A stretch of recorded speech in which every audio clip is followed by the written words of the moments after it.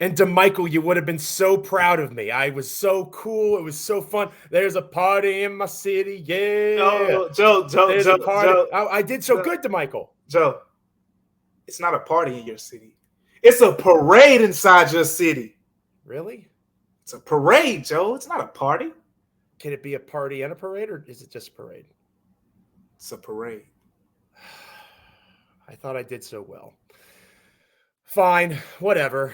Let's just lock in. This is Locked On Grizzlies. Let's go. You are Locked On Grizzlies, your daily Memphis Grizzlies podcast. Part of the Locked On Podcast Network, your team every day.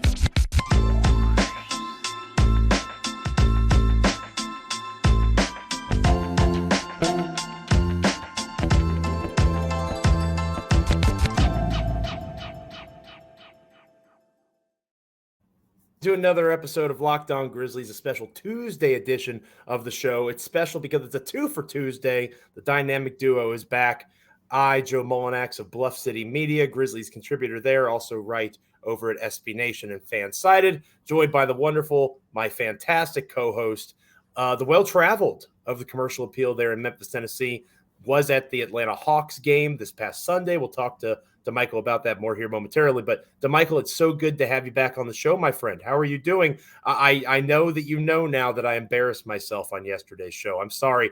I need to stop trying to be something that I'm not. I need to stop trying to be cool. I wish I could have been there for you, Joe. You know, I could have saved you in the moment. I mean, it's a party in the USA, but it's a parade. It's a parade inside our city, Joe. If we had to guess, me going with Miley Cyrus, that's probably a predictable mistake that I would have made. But that's okay. I'll keep working on it. I appreciate everybody's confidence in me and the fun that I had to start the show yesterday. But it's a fun time to be a Grizzlies follower, media person, fan, friend, whatever. And we're excited to have you with us here on another episode of Locked On Grizzlies. This episode of Locked On Grizzlies, like every episode of Locked On Grizzlies, is free and available wherever you get your podcasts. We are proud members of the Locked On Podcast Network, your team each and every day. You can also check us out over on YouTube. Like, comment, rate, review, subscribe. It's been another very strong month for us. I'm proud of the show that Damichael and I are building.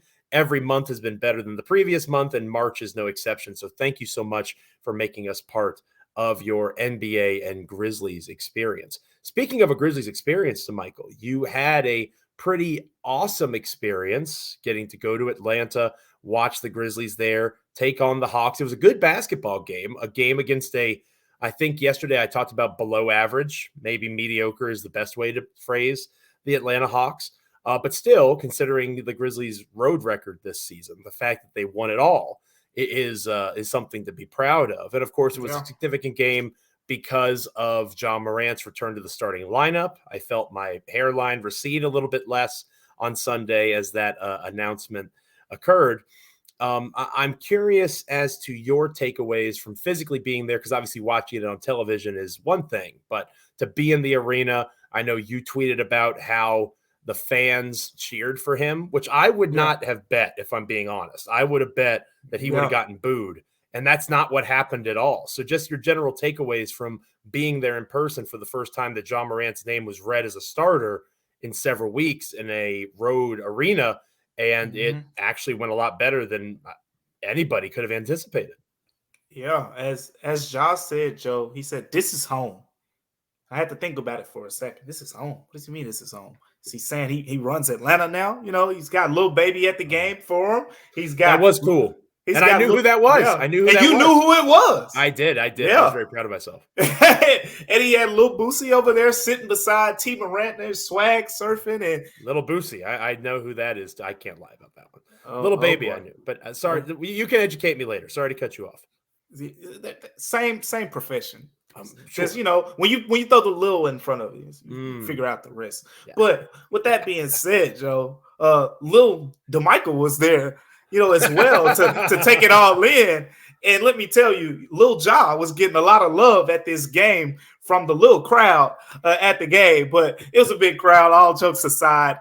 He got a lot of love. And before the game, you know, I just kind of started my story with this, Joe. He walked through the tunnel. He always does, but has on these big Beats by Dre headphones. He's worn them for the home game since he's been back too. But he's specifically wearing those, as he told me after the game, to tune out the noise. That's kind of become one of his new things. And Ja's approach is a little bit different now. Certain things that can't change. As I mentioned in my story, a reporter asked him after the game, what were you listening to in the headphones? He didn't want to answer that question. Say, we'll keep that in-house. You know why? Because now people are being so judgmental and critical of him. It's gotten to the point where he can't even say, I'm listening to NBA Youngboy, because people will automatically, try to associate that with gun Is he violence. regressing because he's listening to NBA Youngboy? It's a parade in my city. Yeah. And it's sad that it's come to that, right? But at the game, just the kids, man. The kids love Ja Morant, and they're all Ja. They're screaming his name before he goes to the court. I'm talking to a group of fans who came down from DC to watch, because the Grizzlies are one of the closest games that they get. Atlanta, they took the trip down to Atlanta. They have these custom-made Ja Morant hoodies as a group, and it's special to them. Like, that's how much love he has gotten. And of course, he was born in, I think, Augusta, Georgia, a couple hours, outside of Atlanta. So he had a lot of family and friends after the game. I wrote about it as well. He's taking pictures with family and friends after the game, stayed a little bit longer. And he just had this big smile on his face. Like, you can tell going on the road in Atlanta, it felt like FedExForum for him. He's talking to a bunch of people after the game, taking his time, talking to his dad, friends, everyone. And he was just so joyful. I don't want to over-exaggerate it, but that was one of the most joyous post-game pressers I think we've had with him in the past, 3 or so months, maybe, at least. Like, he was very loose. He was very, just joyful. Like, he's having fun, it looks like, which is a big part of this whole thing. That's a major piece of it, right? It's a major reason the Grizzlies have had the success they've had, is enjoying being around each other and playing together. And Ja Morant has kind of been the catalyst for that. So much of that joy, that's a great word to use, is what Ja brings to the table. I am curious, as we continue to watch this unfold, Damichael, and I don't want this to sound, I'm not even going to say the way that, let me think. I am curious to see what happens with Ja in terms of how he embraces that energy that he has. He's had some and ones. He's drawn some fouls. He's had some big plays. Yeah. In the past, he would be more boisterous. He would be more You're right.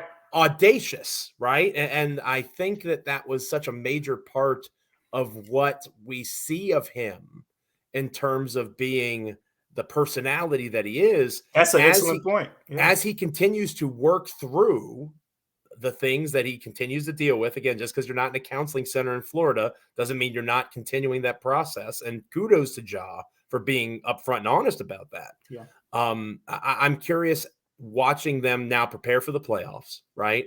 Unlikely to play, and we'll talk more later on in the show about him being doubtful for the Magic game. That probably has more to do with the back-to-back aspect and getting him back into the fold, but we'll talk more about that. How he continues to reintegrate himself, not just in terms as a basketball player, but as Ja, the person that has played this game most of his life a certain way. And so far, again, it might change, his style, his reactions, those have also been altered in the wake of all this. Yeah, it's a great point, because you wonder now, we see how it's carrying to his off the court presence, right? I just mentioned Ja is I wrote a whole story last season about how the Grizzlies were enamored with NBA Youngboy's music and things like it. Was something he was very open to me, talking about that over the course of the season. But seeing him say, I want to keep that in house. It's because of all of this reactionary stuff, and it goes to show. Now you wonder how much of that carries over to on the court. People wonder why we ask a lot of these off the court questions that quote unquote have nothing to do with basketball, because some of those things are directly attached to how these players play on the court. Music is therapy. Music is therapeutic. Ja Morant has his headphones in before the game, and that's how he gets into his groove, his mood before a game starts. So to your point, you wonder how it carries over to the floor, right? Ja Morant has been known as a big-time trash talker. He and Dylan Brooks are like this dynamic duo. When Dylan Brooks or a teammate gets into it with someone, guess who's one of the first Grizzlies players to get up every single time? It's Ja Morant. Is he still going to be comfortable with being that guy who's going to go in confrontation when his teammates get in a situation? Or is he going to think about, I got to stay away from this image that they're trying to portray of me, so I'm going to stay over here on the side while all that gets sorted out by the referees? Or is he still going to be that guy when he dunks on you, he looks at you and lets you know about it, and he crosses you up and he lets you know about it? Or is he just going to run back on defense and play? I mean, there's nothing wrong with, showing great sportsmanship and all that good stuff. But at the same time, you mentioned it, Joe, this is part of why people have come to love this guy. He'll dunk on you, let you know about it a little bit. He'll say things like, I'm fine in the West, and show all these, these confident things about himself. And that's kind of been the thing about him, because even in the NBA, what a lot of players have even said to me is the thing about Ja talking is he can back it up. So a lot of players respect it. He literally, and I know you know this, Damichael, stared down small children that were wearing Golden State uniforms. He mean mugged them. I think it was an and one maybe, and he just stared those kids down. And I want to stress, I am not judging Ja. I think that it makes him so relatable in the way that he has taken on the chip that Memphis has on its shoulder constantly. You grew up there, Damichael. You know that. I lived there for 3 years, and I could tell, and I learned about it very quickly. Memphis has a chip on its shoulder. Ja Morant most certainly does. A lot of this roster does. Long-term thinking, how this new look Ja, how as he grows and develops from this, how that impacts, Desmond Bain, trash talking LeBron James, like all these examples that we can think of down the list.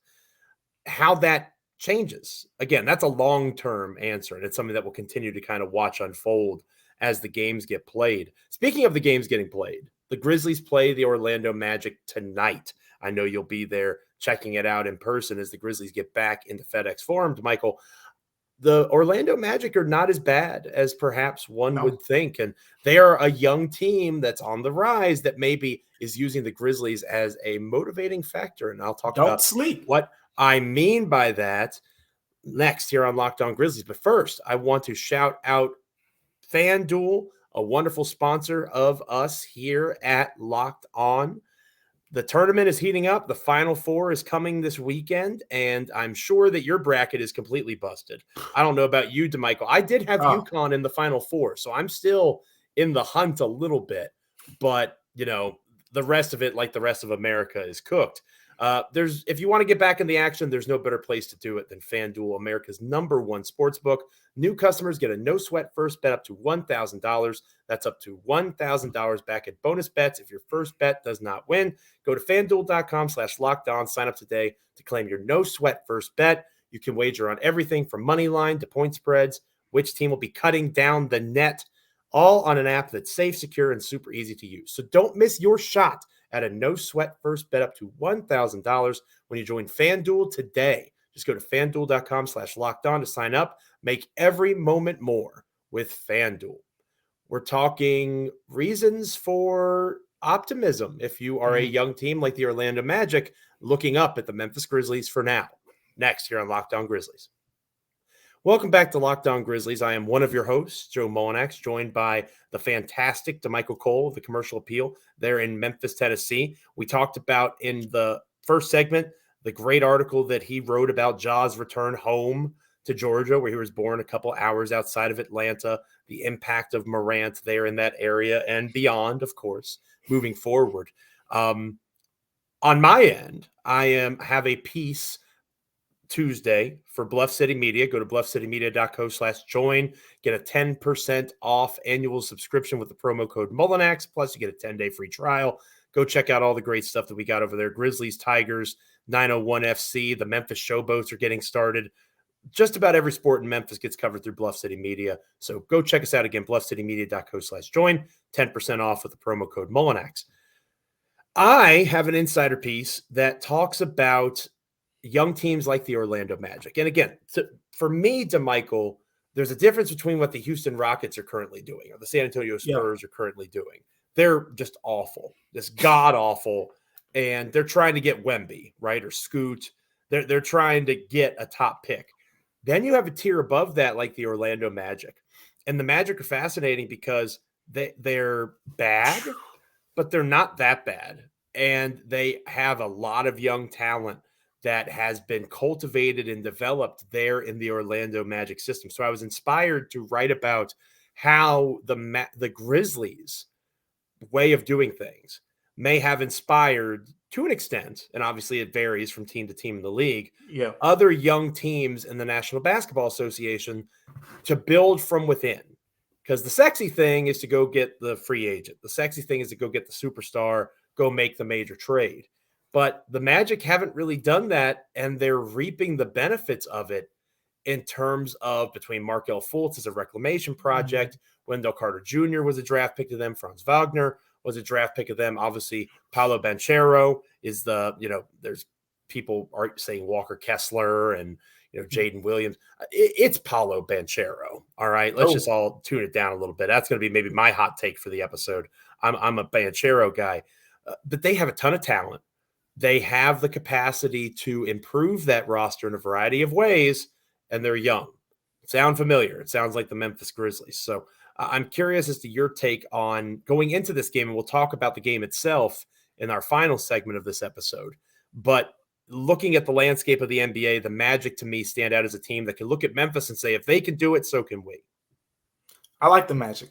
As you pointed out, throw that record out the window. I think they're 32-43. Throw it out of the window. Why? Because if you go their last 50 games, which is more than a large enough sample size, 27-23 record. This is a team that's over 500 in their last 50 games. That also aligns more. Remember, Markelle Fultz did not play at the beginning of the season for this team. So that's your point guard, and he has been big for them. Two-way guy.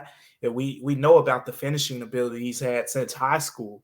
The Catholic, I believe. He's a DMV kid, and he went on to UW out there, and I mean was arguably right there with Jason Tatum as the top prospect in that class. So with all that being said, that team has some talent. Franz Wagner is he's a pretty elite for a second-year guy. And you mentioned Paolo, the rookie, star. And you call him your rookie of the year. There's some inefficiencies to this game that, I don't like as a four. But all around, he's an offensive player who is going to have an incredible ceiling in this league. Wendell Carter, very solid rim protector, all-around guy. They got a group there. And Jalen Suggs is like OJ Mayo, kicking it old school for those that are listening to this episode. Take it back. Suggs was taken early in the NBA draft and has kind of rediscovered himself in Orlando as a sixth man type of guy, similar to what the Grizzlies did with OJ Mayo before he left Memphis. So I think that, again, that's another lottery pick. Chances are you get enough lottery picks, you're going to hit on a couple of them. Yeah. So it's not a perfect comparison between the Magic and the Grizzlies. But I think that the comparison really shines at that point, like I mentioned earlier. Okay, Memphis is young. Memphis is able to win. We can do this too. That's exactly what it is. Memphis, OKC 2010, 2011, there are certain anomalies that show if you stockpile a bunch of really good talent, you can win. Those teams, I feel like this is going to be the next level for the Magic. OKC had guys who were the best at what they did. Russell Westbrook, along with Derrick Rose in 2010, they were arguably the two most explosive point guards we had ever seen at that point in 2010. Like, no exaggeration. Russell Westbrook was different. Kevin Durant was one of the best scorers. I mean, he's leading the NBA in scoring third year in the league. Like, he's one of the best just pure scorers we had seen at that point. James Harden was an anomaly for a sixth man. He as fluid and, as smooth as his game was in Houston, eventually showed, how much more he had. And Serge Ibaka was one of the best rim protecting power forwards at that point.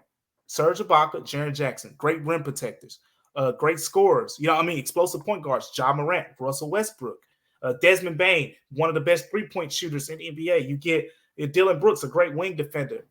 The Magic guys have to kind of separate themselves. Is Wagner going to turn into, one of the best two-way small forwards? Is Paolo, how's he going to separate himself? He's going to become one of those lethal scorers that we just, discussed? How's Fultz? Is Fultz going to become, one of the dominant two-way point guards? That's the next level, because if you have a bunch of guys who are just really talented, you're going to be stuck in the middle of the pack. You're going to be stuck where a team, all due respect to the Pelicans, but the Pelicans have a bunch of guys who are really good, but no one's the best at what they're doing. And you get stuck in the middle of the pack that way. Whereas with the Grizzlies, Ja can be arguably the most explosive point guard in the game. Dez arguably one of the best shooters in the game. Jaren Jackson Jr. arguably one of the best rim protectors. You have to have players who are great at what they do. And one of the great ironies of that is, you mentioned the 4 other Grizzlies starters. Steven Adams was a draft pick of the Oklahoma City Thunder. Didn't get a chance to play with Harden. I believe Harden was gone by then. Exactly. But Russ was there. KD was there. Ibaka was still there. And Steve-O entered the league in that same Thunder system. So go check out Bluff City Media. Go check out that insider piece. I also wrote about my ideal path for the Grizzlies to the NBA Finals. Again, bluffcitymedia.co/join. 10% off with the promo code Mullinax on an annual subscription. I also wrote, it's like old times over there, Damichael. I'm writing constantly. I also wrote the game preview for tonight's contest against the Orlando Magic. I'm going to talk with Damichael about what he is looking for, his keys to the game. I'll give you mine as well. Heading in, I can't stress it enough, and I know Damichael's going to say it again. If you're sleeping on the Magic, you better wake up. We're going to talk about why here in a moment on Locked On Grizzlies. Stay with us. Welcome back to Locked On Grizzlies. I am your host, Joe Mullinax, joined by my co-host, Damichael Cole of the Commercial Appeal there in Memphis, Tennessee. Grizzlies beat writer for them. I'm a Grizzlies columnist over at Bluff City Media. Lots going on, as we've mentioned throughout the show. Tonight's game against the Magic should not be overlooked by any stretch of the imagination, because the Magic, as Damichael pointed out, over their last 50 games, are actually one of the top teams, at least in the top half of the league. Top 10. In terms of record. Top 10. Thank you. Yes, sir. So first off, let's take a look at the injury report. When the injury report came out on Monday evening, you and I always kind of talk a little bit before the show, and it was a little bit of a surprise that Morant, at least to me, it was a surprise. Again, you're a little more tapped in than I am. A surprise that Ja was on the injury report, but looking at the fact that it's a back-to-back, you figured it out. Play 3 games in 4 nights. The 2 games against the Clippers, theoretically speaking, are the more challenging contests up ahead. So it probably has more to do with easing Morant back into the fold than it does an actual impairment.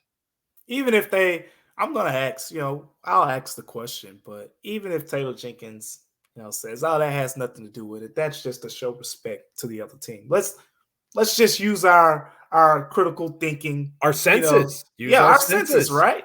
Our common sense. At the end of the day, as I reported, in Atlanta, Ja Morant, even though he rejoined the starting lineup, he is still on a minutes restriction. At the time, it was high 20s, excuse me. So they were trying to keep him around 28, 29 minutes. He ended up playing 29. That isn't far off of his normal. He averaged 32.5 minutes per game.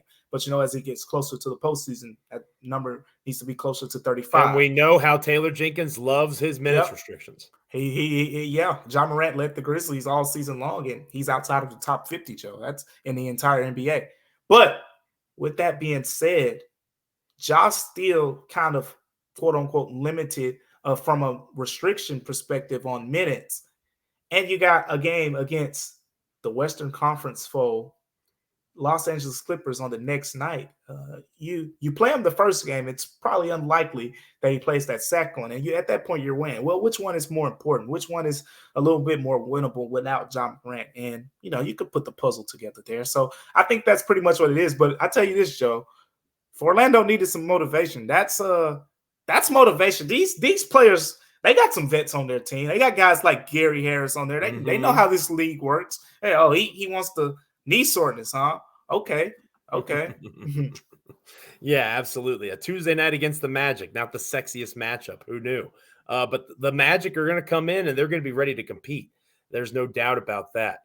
I wrote the preview, as I mentioned, for Bluff City Media, and in my research, I noticed, Damichael, that the Magic have one of the larger front courts in the National Basketball Association. You have Franz Wagner at 6'9", Wendell Carter at 6'10". You've got Banchero, my boy, apparently not your boy, also 6'10". Obviously, Jaren is bigger than all those guys, but the second, third, and fourth biggest front court players, at least in the starting lineup, that seem to be getting the game rolling, are going to be Magic players. So for me, how Dillon Brooks, how Xavier Tillman react to that difference in size, the difference in length, right? Like Dillon Brooks isn't used to playing guys that are bigger than him on the perimeter, right? Like when Dillon's defending a stretch four or something like that, he might have a little bit more experience with that type of player. Wagner is a legitimate wing, right? And Banchero, even though he plays the four, as you kind of alluded to earlier, they're all very switchable.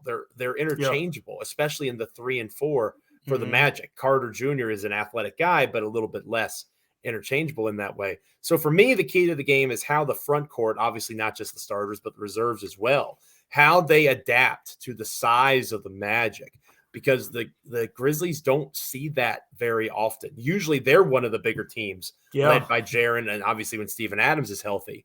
But, X and Dillon are going to be looking up for much of the night, and that could impact some things in terms of their ability to get to the basket, to play passing lanes properly, and make the right reads. This is that stuff for the fans right here, the fanatics, the real fanatics. This game, if you're not a fan, this is, we're playing the Magic. Let's go win this game. You're skipping the Magic game. Yeah. That's a great point. Yeah, but if you really want to get to the nuts and bolts, like you want to say, okay, this is going to determine. This is one of those games where you can really see how much certain players have progressed and how teams defend the Grizzlies now and things like that. So let's get down to the nits and bolts here. One thing I want to pay attention to in this game. So Jaren Jackson Jr., right? The last time they played the Magic, dominated those guys. I think he had 31 points. And it was kind of a breakout game, Joe, because that was one of the first times this season we saw him just forcibly keep going at a team in the paint over and over and over and over, and they just couldn't stop him. But in that game, Banchero was matched up against him, and I think he got a little bit of Wagner in that game and those guys, but it wasn't Wendell Carter. But now, as I alluded to, in previous conversations with others, the Hawks game was a perfect example of this. Now teams, because Xavier Tillman is a little bit limited offensively, you can't do this with Steven Adams. But since Tillman is a little bit more limited, you're seeing teams like the Clippers guard Tillman with Kawhi Leonard, for example. You're seeing in that Hawks game in the first half, you go back and watch the Hawks game, it's very obvious. First half, John Collins is on Jaren Jackson Jr. Jaren has 11 points in the first half. He's dominating, shooting 5 of 7 from the field. Hawks said, okay, I'm going to put Clint Capella on him now. And Jaren drove the ball at Clint Capella and got it knocked off the backboard. But Xavier Tillman Sr. had a big second half in that game, if you remember. And it's because they put a smaller matchup on him, and he took advantage. So X taking advantage of this, because this is what teams will do if Steven Adams isn't able to return, at a certain point in the postseason when the Grizzlies need him and all of that. Teams are going to start guarding their biggest guy on Jaren Jackson Jr.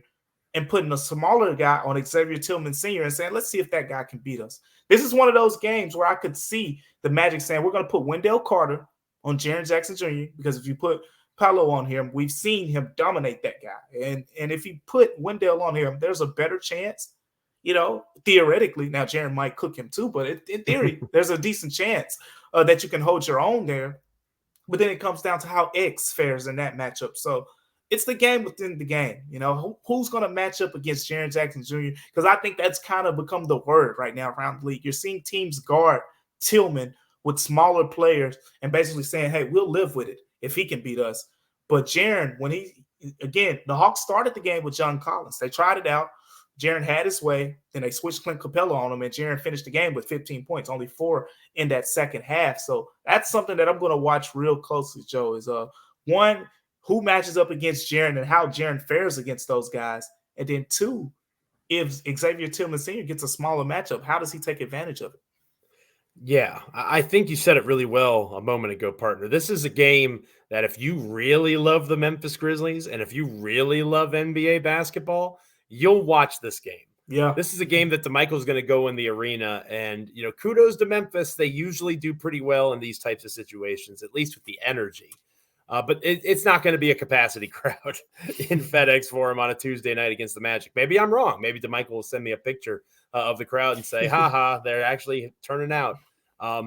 Especially with the doubtful listing for Ja, I think there's a lot of things that could make this a trap game for the Memphis Grizzlies. You can't overlook this Magic team. Like you said earlier, Damichael, 27-23. The point guard situation, you mentioned Fultz having a bit of a renaissance season, coming back from his issues that he's had. Cole Anthony, I think. Yeah, we didn't talk about him. Yeah. The point guard matchup is key too, because now you've got Tyus as a starter, and you and I, we don't have to go back down that rabbit hole. Tyus as a starter is a very good basketball player, and he was good as a reserve in Atlanta. Kudos. Yeah, he was, Joe. Yeah, he was. Yeah, he was good there. Yes, he was. He absolutely was. That's massively important. But now he's back as a starter, more than likely. And, Luke Kennard, Desmond Bane, you've heard Taylor Jenkins talking about, he likes that pairing. He's a fan of Locked On Grizzlies. That's great. It's good to know that Taylor listens. Hi, Taylor. Hope you're having a good day so far.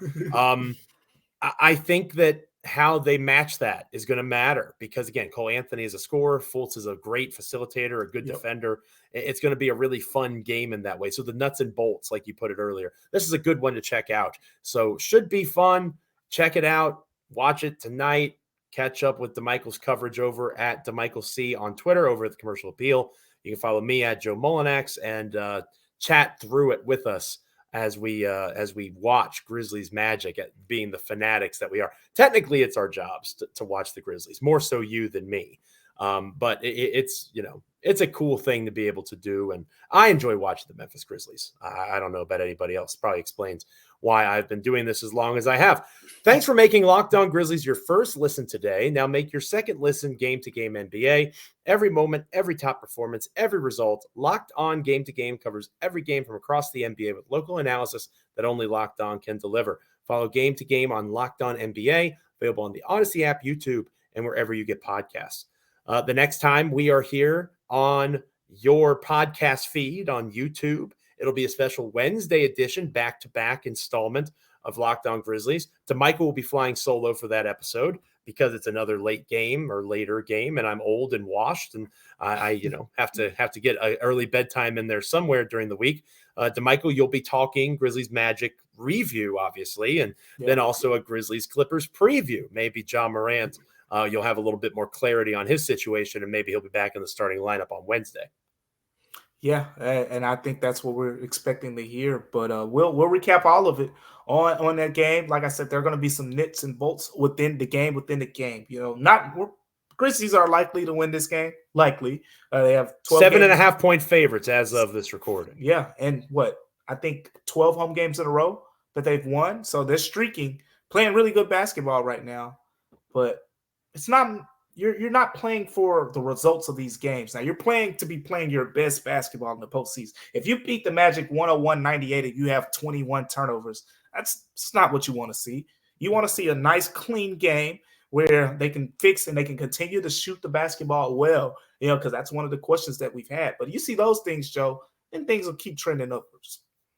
Looking forward to it. Looking forward to your Wednesday episode. And then I'll fly solo for Thursday's show. And then we'll be back together to close out the week, as we like to do here on Locked On Grizzlies. Give you a Friday fun day and have Damichael and I doing the end of March, hopefully talking about Memphis winning 3 straight games at home, continuing to be the hottest team in the NBA, and going into the playoffs looking pretty stout and pretty solidly the number 2 seed. Every win they get matters in that way.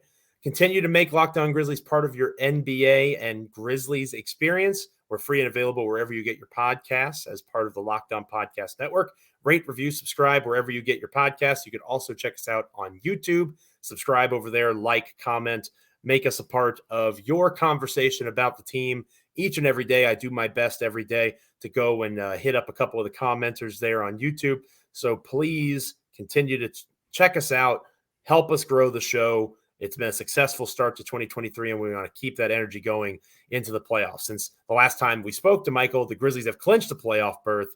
Yep. There's going to be postseason basketball here on Locked On Grizzlies, And we're trying to get into playoff form as well. So stick with us as we round into shape. Damichael's already in shape. I'm the one that needs to be less round in terms of a shape and more in general shape. Self-degradation aside, from my wonderful co-host, Damichael Cole, I am Joe Mullinax. Enjoy the show with Damichael on Wednesday. I'll see you on Thursday. Stick with us and stay locked in. This is Locked On Grizzlies.